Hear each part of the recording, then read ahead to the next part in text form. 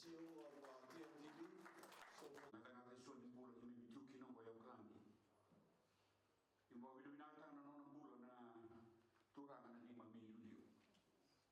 na Prime Minister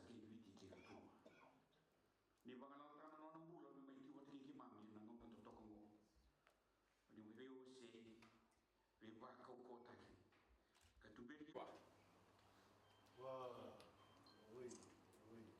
wa turanga i kumuna wana ngone turanga na buni balu na tu ikamba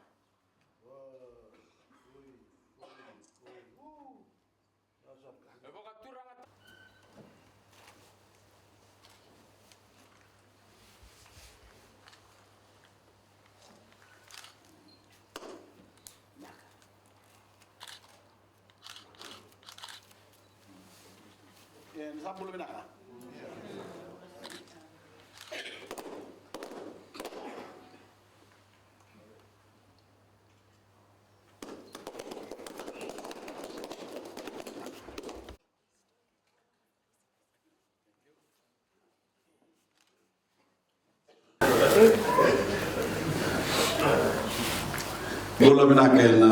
Very good evening to you.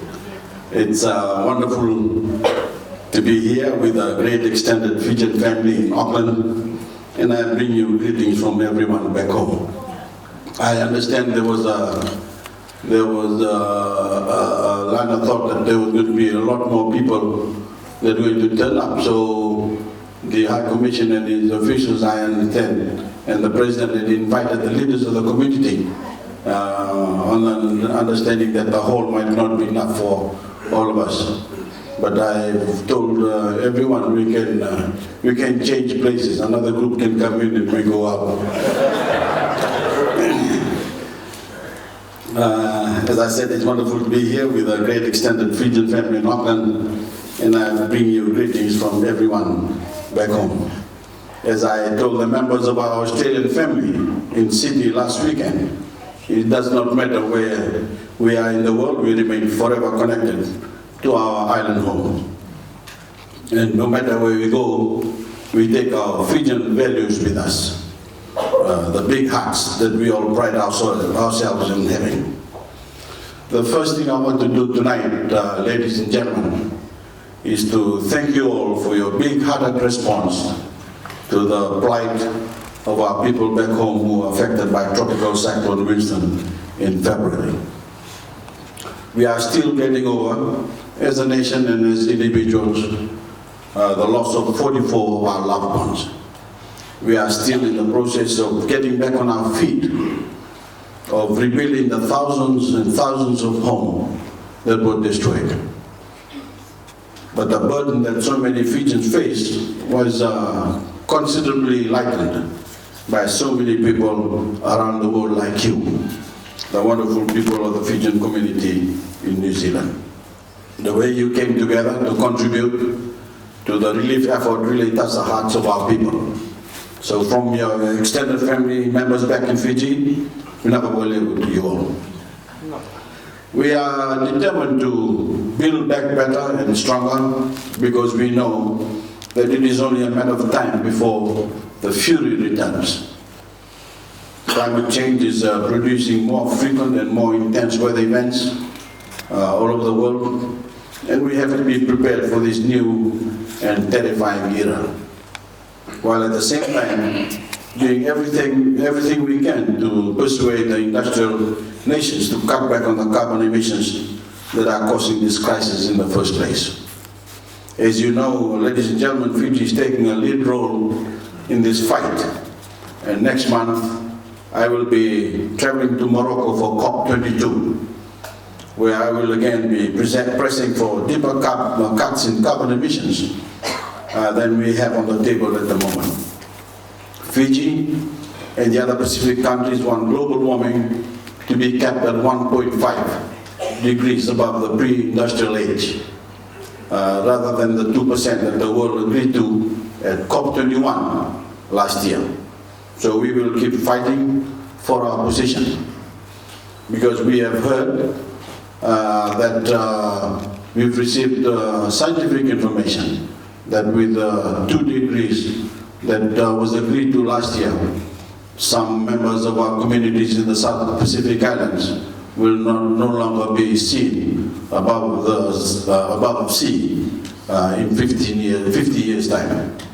So we will keep fighting for our position, while we also do everything we can to prepare our people for more cyclones, as well as getting them back on their feet after the last one. The sheer scale of the disaster caused by Winston means that it is taking longer to rebuild our homes and schools than we would have liked because of the availability of hardware in Australia and New Zealand. But the rebuilding effort is in full swing, and we are also exploring more innovative ways of building back better and more efficiently, including with some Kiwi help. New Zealand company has put in a tender to rebuild homes and schools using modular units. It's called modular technology. That is a lot quicker to erect than conventional building methods. They did a lot to house the victims of the Christchurch earthquake, and we'll be looking at this as part of the solution in cyclone-ravaged parts of Fiji. I just wanted to give a brief overview of where we are in Fiji, including our relations with New Zealand. As you know, as the President has mentioned, this is my first official visit to the country.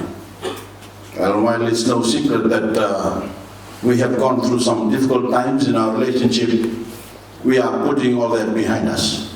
In fact, I'm coming here at a time when our official relationship has never been better. And I intend to use my face-to-face meeting with John Key tomorrow to bring us even closer together. I don't know if that is going to work, because I am a fan of the Wallabies team.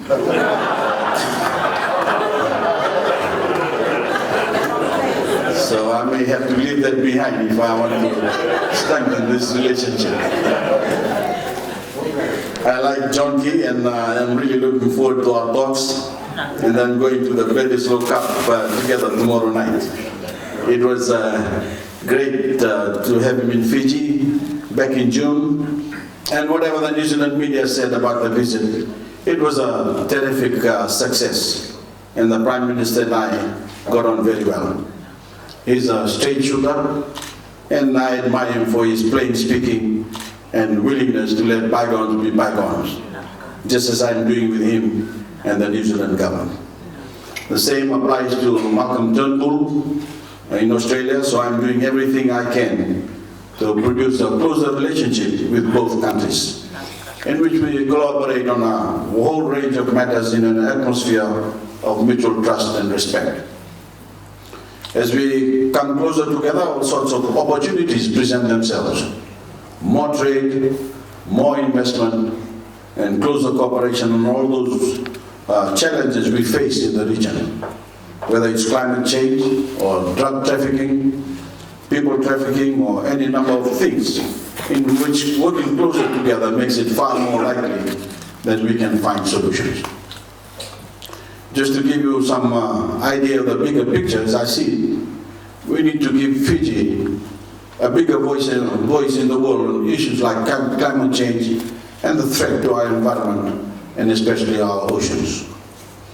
The Pacific, like other oceans and seas around the world, is in a mess. Overfishing by selfish nations is affecting the catch on which our coastal communities depend.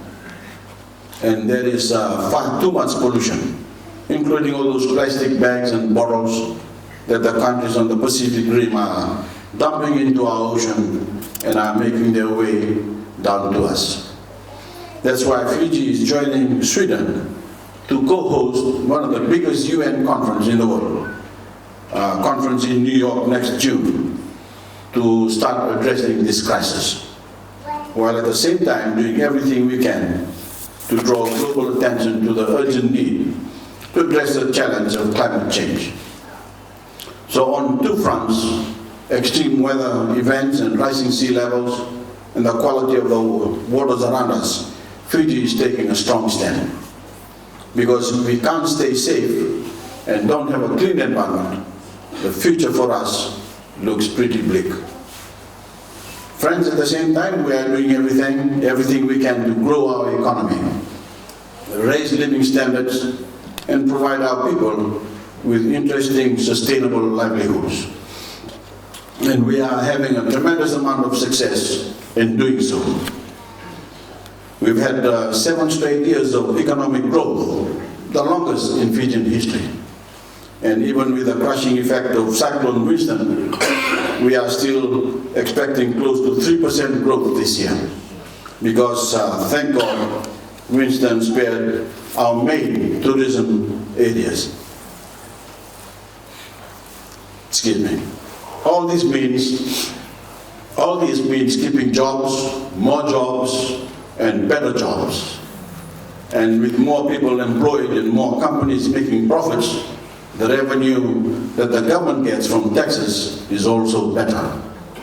And we're also able to channel a lot more of that revenue to such things as education and health, and taking care of the vulnerable members of our society, such as the low-income earners, the sick, the disabled, and the elderly.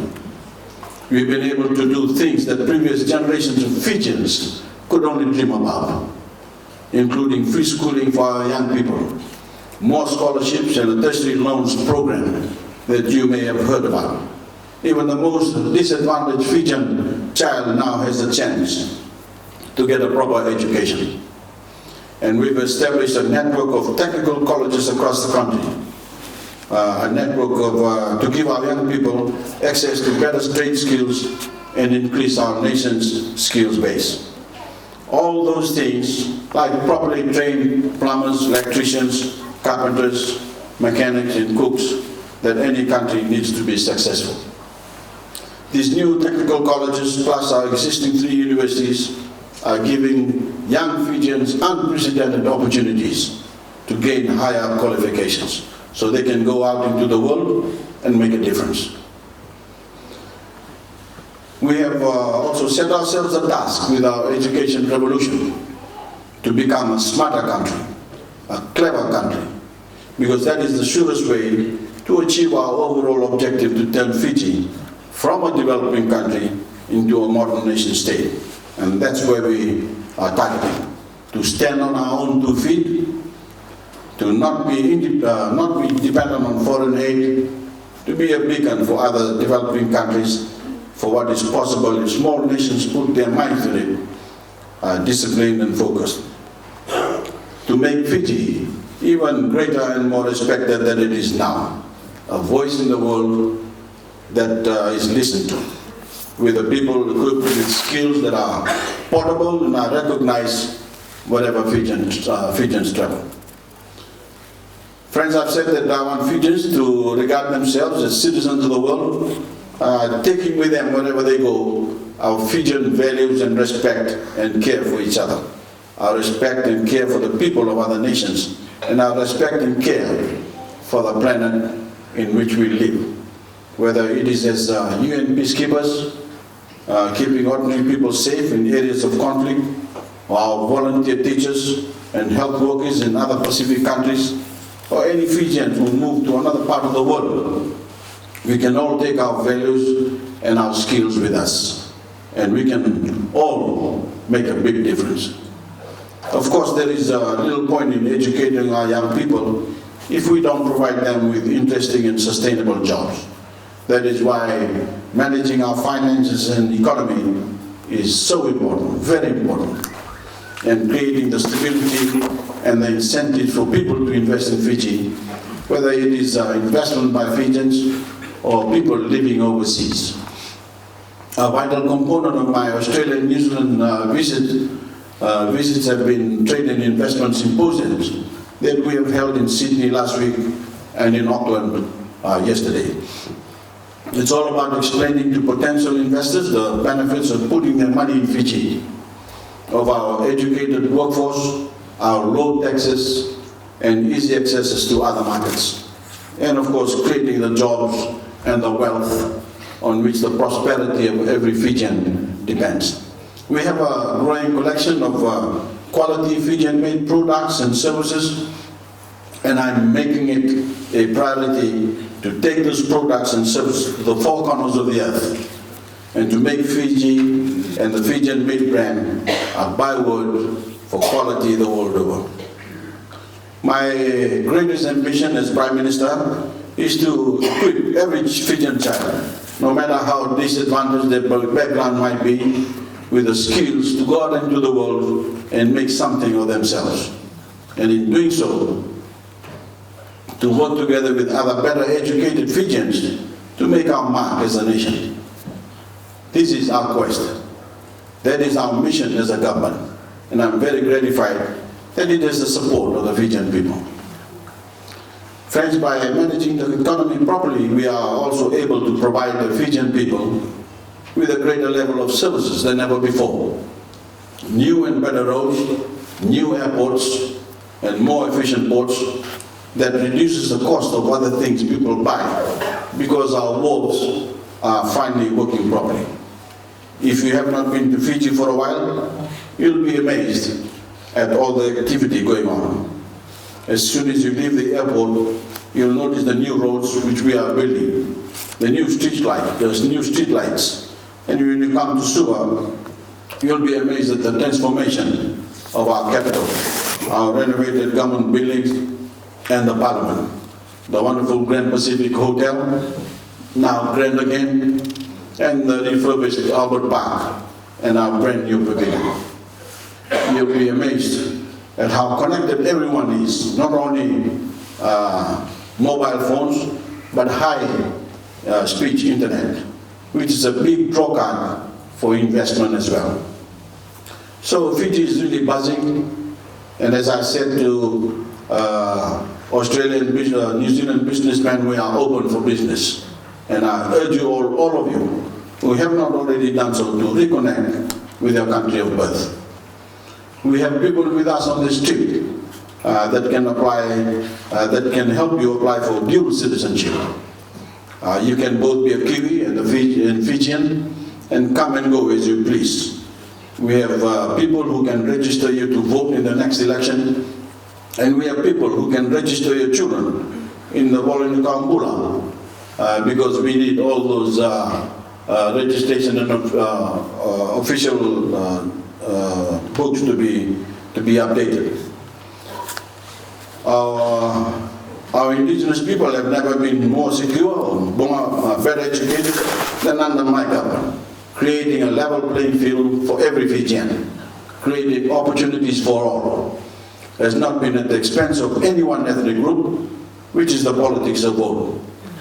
The Tauke own 91% of the land, and that land, that ownership is guaranteed under our constitution for all time. Along with the protection of the customs and traditions of the Tauke, Rotumans, Banabans, and other groups.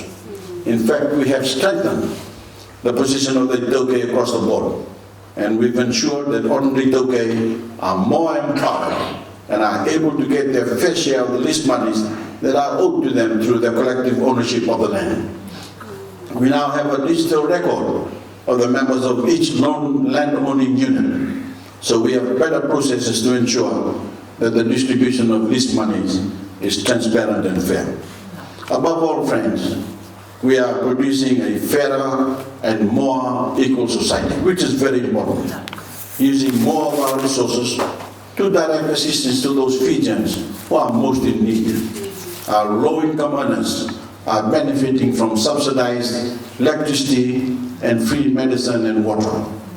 Our elderly are benefiting from the pensions, for the first pensions to be granted in Fiji.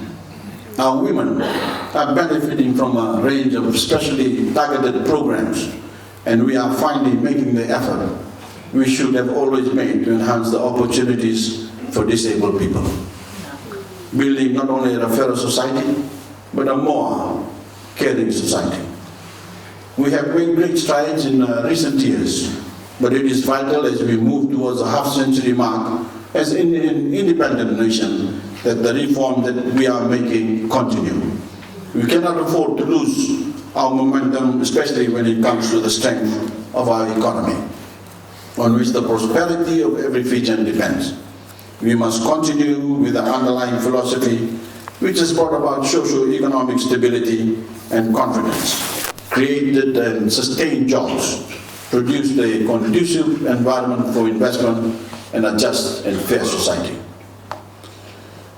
I want to close by saying that you all have a part to play in the new Fiji, and again urge those who haven't already done so to reconnect, to visit Fiji, and for those who have the means to perhaps go back and build a home or start a business. There are some great opportunities for you to do so, and I urge you to get all the information you need from the people, from our people at Investment Fiji. We now for listening, and God bless you all.